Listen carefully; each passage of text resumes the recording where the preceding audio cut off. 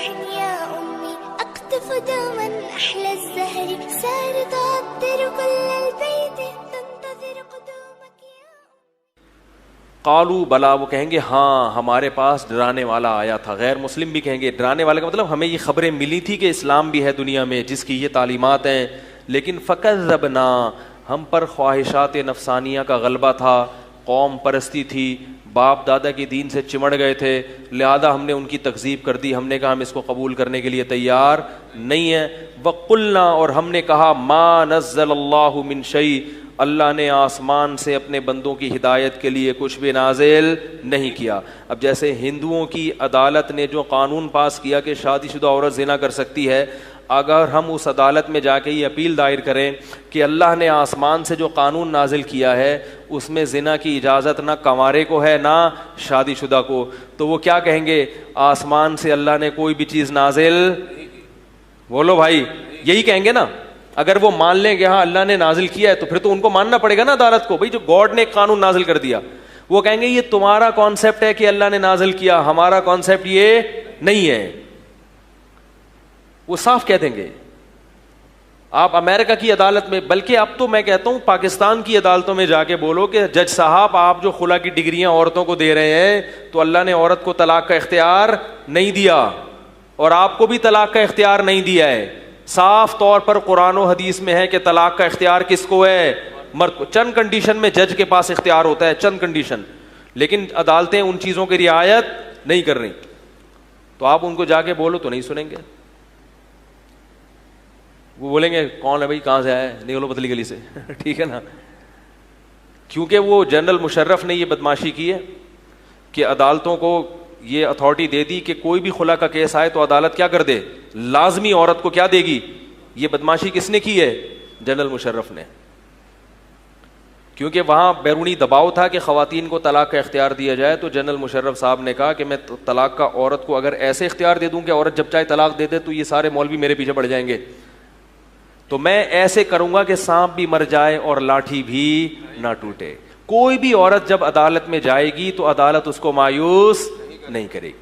اب ہمارے ہاں جو عدالتوں میں قانون چل رہا ہے وہ یہ کہ خاتون جائیں، وہ کہیں کہ مجھے اپنے شوہر پر کوئی اعتراض نہیں ہے، دنیا میں اس سے زیادہ نیک آدمی کوئی ہے نہیں، اپنی پسند سے میں نے شادی کی تھی، میرے 6 بچے بھی ہو گئے ہیں، اور وہ میں اگر طلاق لوں گی تو ان بچوں کا کیا ہوگا؟ میں نہیں کہہ سکتی جج صاحب، لیکن اس کے باوجود مجھے کیا چاہیے؟ طلاق چاہیے. جج پھر بھی اس کو طلاق دے گا. بہت سے لوگوں کو پتہ نہیں ہے لیکن میں آپ کو بتا رہا ہوں. وہ ایک فارمیلٹی ہوتی ہے کہ جب عورت جاتی ہے نا عدالت میں طلاق کے لیے تو وکیل اس کے ہاتھ میں ایک پرنٹڈ پیپر پکڑا دیتا ہے کہ میرا شوہر مجھے مارتا پیٹتا ہے، نان نفقہ نہیں دیتا، محبت نہیں کرتا، عزت، وہ ایک لکھا بندہ ہے وہ ہے، تاکہ ایک فارمیلٹی بس پوری ہو. عملی طور پر اس فارمیلٹی پر خلا کا مدار ہے نہیں. اگر گواہوں سے ثابت کر دیا شوہر نے کہ یہ جھوٹے الزامات ہیں، پھر بھی عدالت پوچھے گی عورت سے آپ رہنا چاہتی ہو کہ نہیں چاہتی ہو، کہ نہیں چاہتی ہو، ٹھیک ہے بس نہیں چاہتی، جاؤ. تو طلاق کا اختیار تو ہو گیا نا عورت کے پاس.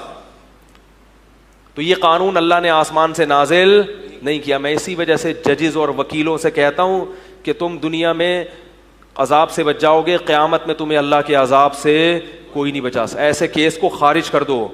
بولو طلاق کا اختیار خدا نے مرد کو دیا ہے. جس کی بیوی ہے شوہر طلاق دے گا، میری بیوی ہوگی تو میں دوں گا.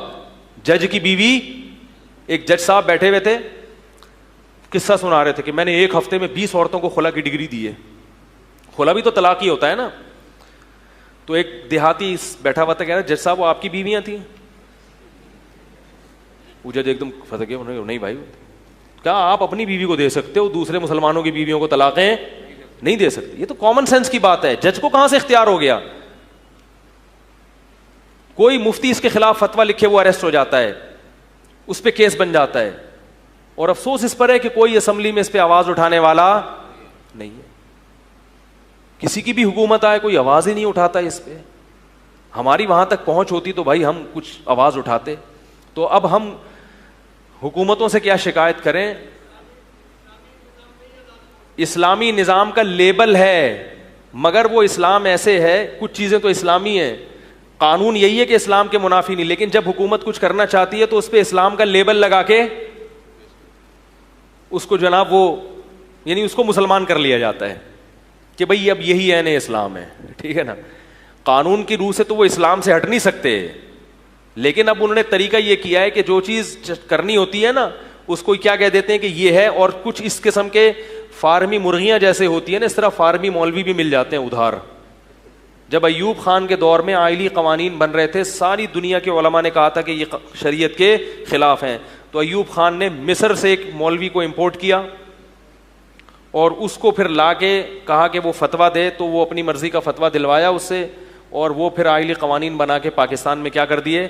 حالانکہ جب انگریز تھا تو انگریز کے دور میں جو آئلی قوانین تھے وہ 100% اسلامی تھے, وہ 100% کیا تھے.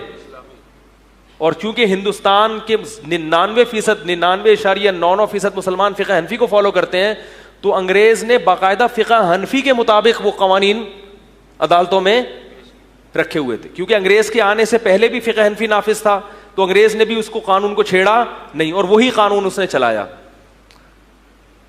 لیکن ایوب خان نے کیا کر دیا, وہ جو اسلام چلا آ رہا تھا اس کو, انگریز کے دور سے جو چلا آ رہا تھا اس کو چینج کر کے کیا کر دیا, اس پہ اسلام کا لیبل لگا دیا. لیکن عملی طور پر اسے کوئی بھی اب تک مانتا نہیں ہے, کیونکہ ججز بھی حیران ہے, جب کوئی مان ہی نہیں رہا تو ہم اس کو چلائیں گے کیسے. مثلاً اس قانون میں لکھا ہوا ہے کہ عورت کو اگر شوہر طلاق دے گا تو یونین کونسل کو بتائے گا, پھر طلاق دی جائے گی, پھر 90 دن کے بعد, پتہ نہیں 90 دن کچھ ہے, کچھ ایسے رکھا ہے, وہ پھر اس پروسیس سے گزرو گے تو طلاق ہوگی, ورنہ ہوگی نہیں.